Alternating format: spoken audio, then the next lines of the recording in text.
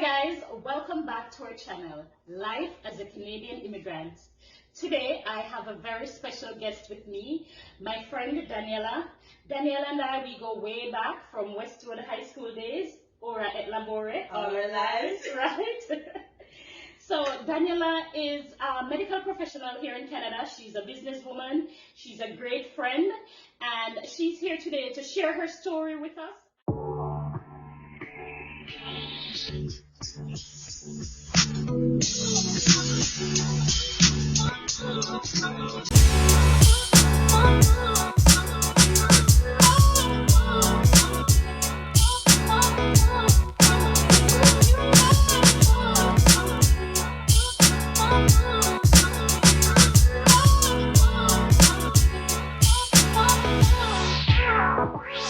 Get right into it. So Daniela, tell us a little about what motivated you to move to Canada. I have always visited Canada as a child whenever I had summer break, and I really fell in love with the country. And I said to myself at that young age, this is where I want to be. And yeah, that's pretty much what motivated me to come here. It's very family oriented, and I always saw myself living in Canada, raising my family. Yeah. Yeah.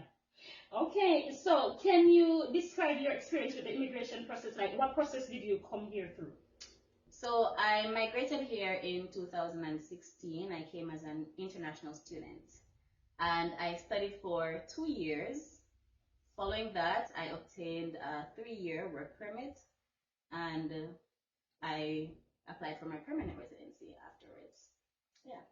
What program, if you don't mind, what program did you study in? Which college or university? Okay, so I went to Centennial College. I started doing biotechnology. After completing that I did 1 year of biotechnology, and then I realized that was not necessarily the field for me. I saw that there were more job opportunities in the medical field as opposed to like in the industrial labs. So I decided to do the medical lab tech course, and yeah, so afterwards I obtained a job in that field, and that's where I am currently. Okay. So you went to university back home, you went to college here. How do you compare the two? Was it a similar experience? What do you think? So I went to UWI, and UWI is pretty diverse. Canada, of course, this is a whole new country. It is more diverse. I had, in terms of the academic side of school life, UWI was more challenging, I would say. There were, for example, if we had an exam, we would have 10 different topics. Like, we would learn 10 topics, and then we'd have only maybe 1 or 2 coming on the exam, and it was like a mystery. You had no idea what you were going to get on the exam. You just had to study everything, and then randomly you'd have 2 topics. But here, it was more on point. Whatever it is that you're getting on the exam, you know. And it was mostly multiple choice. We had no essays, well, a few, but it wasn't so dramatic. It was pretty straightforward, and if you are dedicated, it is very much easy to pass and get through. Okay, so when you decided to move to Canada, I know you had visited before, but when you decided to move, was there anything that surprised you with, when you just moved here? I wouldn't necessarily say surprised, but even though I visited Canada, I was not used to like the busing system. Taking the bus for the first time was a real challenge. Just knowing what bus route or what number to take, what side of the road to stand on. Like, you'd see your number coming, but if you're on the wrong side, you're going in the wrong direction. So like, that was like a shocker for me. It was hard. I overpaid because I didn't understand the transfer system. I was always chauffeured when I got here, and taking the bus, you have a totally different experience. You get to see more, and it's more challenging. You have to stand and wait sometimes. You miss a bus, like, you gotta learn to be on time. So yeah, and also it's like, especially in the cold, like, you don't want to be standing out there, and then the bus is delayed, and yeah, that was the most dramatic experience for me. Yes. Okay, so let's talk about housing. right? When you first came here, how difficult was it to find housing? Or did you come to family, or how was that for you? So my initial plan was to stay with family members, but that didn't work. I think God had, well, I don't think, God had a different plan for me.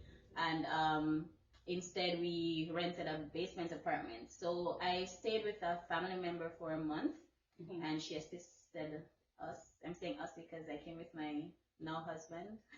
But yeah, she assisted us to find uh, an apartment, and we got a lovely one-bedroom basement apartment. And yeah, it was pretty reasonable. Like, we found it within a month of getting here. Okay. Yeah, it was somewhat challenging. We drove around a lot. Saw we saw a lot of signs that said like for rent, yada yada yada, but the condition was not necessarily what we wanted. But you know, when you know somebody who knows somebody, then yeah, that's how I got to the basement that I was in, because the lady initially was not going to rent, but she welcomed us into her home, and she's now like my Canadian mom. She's really great. Okay, that's amazing. Okay. Share with us some of the challenges you faced during your initial months of your settlement, and how did you overcome them? Okay, so let me start by saying my whole Canadian journey has been ordained by God. Like, I have faced a lot of challenges. Like, every step of the way, there's always a hurdle, but I kept trusting in God, and everything always worked out. So when I just landed in Canada to be here permanently as an international student, at the airport, my study permit should have a line that states that I'm able to work in Canada. When I received the paper, it did not have that line. So I went back to the border officer, the immigration officer, and I explained to him that I was made aware that the study permit should have a line stating I'm able to work in Canada. Yeah. He explained to me that that was not necessary. Once I have a study permit, my work permit is implied with that. I'm able to work. So I said, okay. I took it and I left. Everyone in my class, like all the other international students that I connected with, they were going to get their social insurance numbers and stuff like that. And I went with my study permit too to get mine. And unfortunately, I did not get it because that line was not on the paper. So you said the line should have said that you were able to work in Canada. Yes. Right? Okay. Yes. And even though I explained that it is implied with my study permit, as the agent told me, they said no, I have to get a new study permit. So yeah, I had to send back that old study permit and wait on a new study permit. So you were not able to work during that time? I was not able to work in my. How long did it take for you to get a new study permit? I can't recall the exact time right now, but maybe a few months, because like it should have been shorter, but I'm not sure what happened. I had to contact them, and then yeah, they said it was ready, and they don't know why it wasn't sent to me. Maybe they're waiting on me to call. Oh. Which is not the case, but yeah, it didn't come on time, so I had to call them, and then they mailed it in. It came shortly after I made the call, like maybe 3 business days afterwards. So it was prepared, but not sent. Yeah, maybe. So can you share your experience in finding employment? Like after school, well, during school, when your study permit eventually came, you were able to work a little, were you? Yes, I was able to work. So I was a part of the CCSAI, which is the Centennial College Student Association, and I was campus director. So we received a stipend. As part of my role as campus director, I would go to board meetings and make decisions that would impact or make student life better. Okay. Similar to student council? Yes. Yes, it would be similar to that. Okay. So when you finished at Centennial College, how hard was it for you to get a job? Okay, so my journey was just a blessing. It was a pleasure. Like my whole job after work experience, it was just how I had imagined it. The program that I participated in offered a placement opportunity at the end, and I got a placement in a hospital in Toronto, and immediately after my placement, I was offered a job there. It was a casual position, and I quickly accepted, even though I had no idea what casual meant at the time. But I was just very excited and grateful for the opportunity to stay there. So I took the position, and now I'm a permanent employee at the hospital. Okay, it's Full just the time. blessing. The blessings keep coming. Eh? Yes. Did you experience challenges socializing or meeting friends, building a community? No, not at all.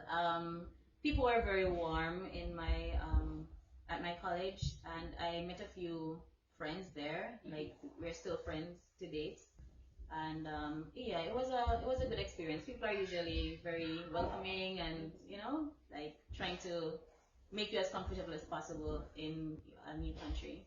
So yeah, I didn't have any problems there, and I also have my husband and kids, I have a family, so yeah, I don't really go out much to socialize, but everybody that I met as friends, like they have become a part of my family. So we're always together at my home or their home, or we go to the park, as you know, Shani. Yes, we Yeah, do go we out a meet. lot. Yeah, in Canada, it's not that like entertaining. Like there's not so much to do, but if you have good friends and family, then I think that's what makes it meaningful.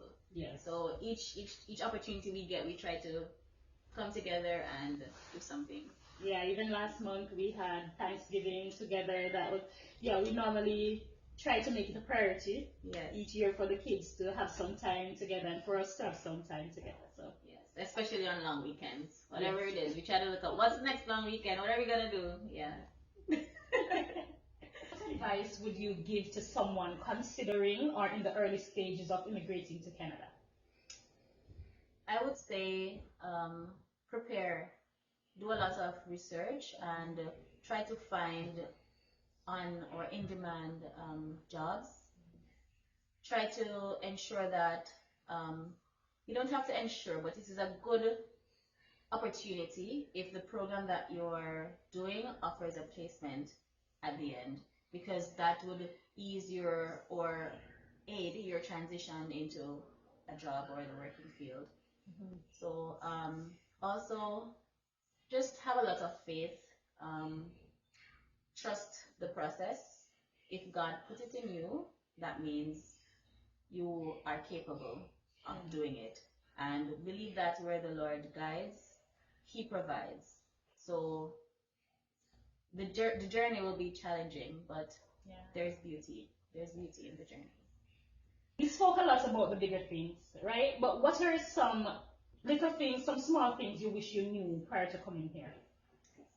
Um, be on time. Canada is different from Jamaica when it comes on to time.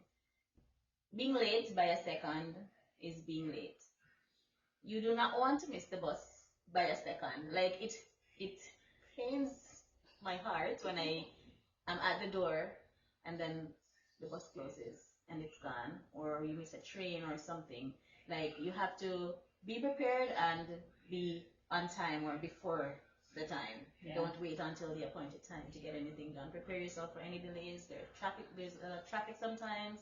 So yeah, that and Canada is very cold. Everybody knows.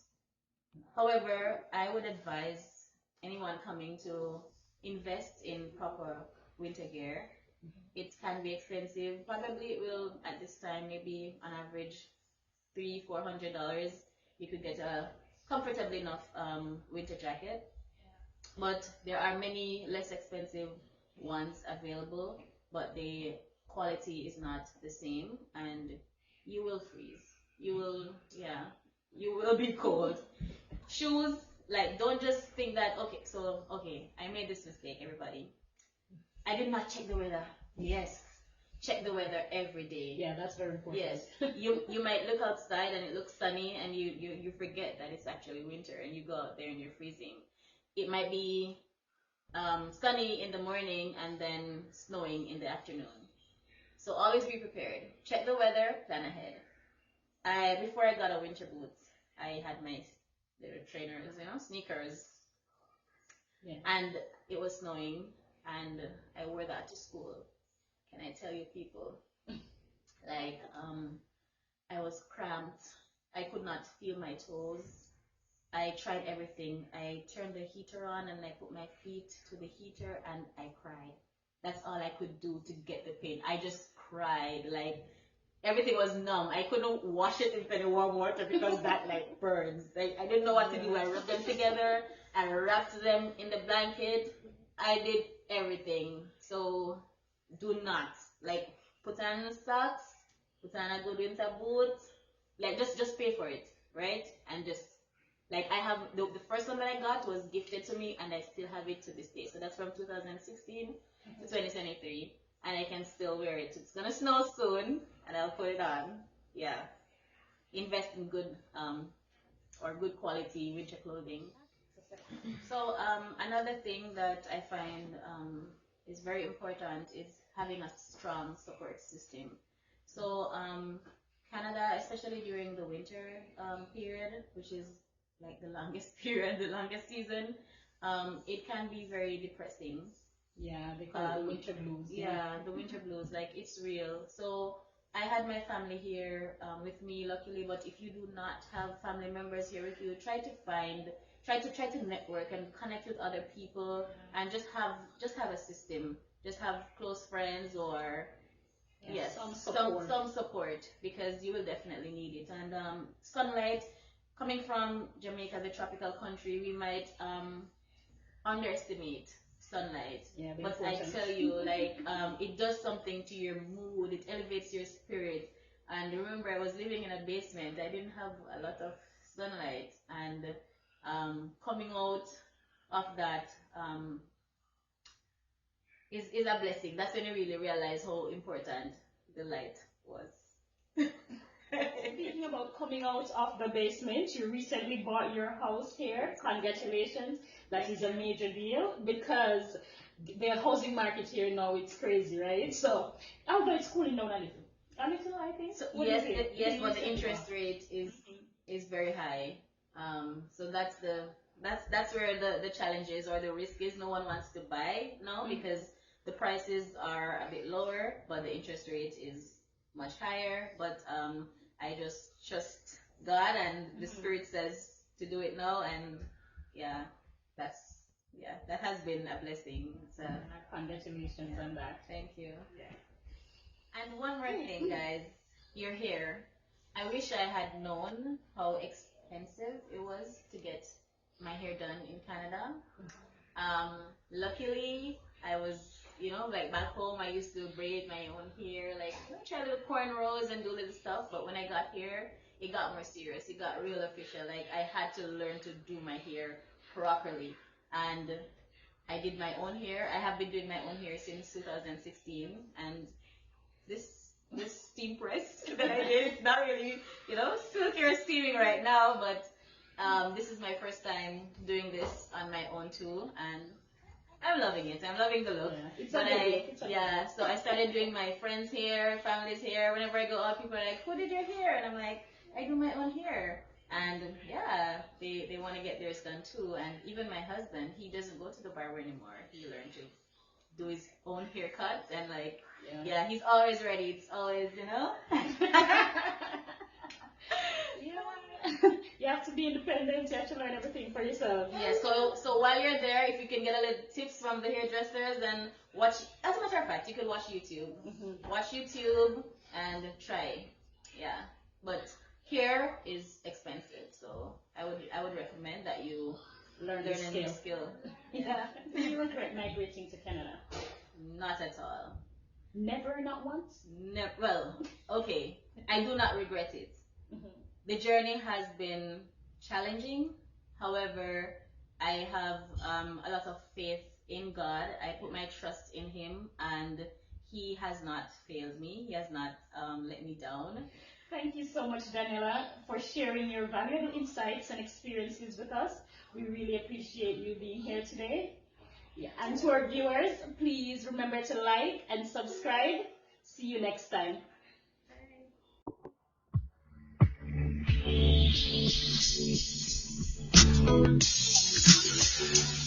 Bye.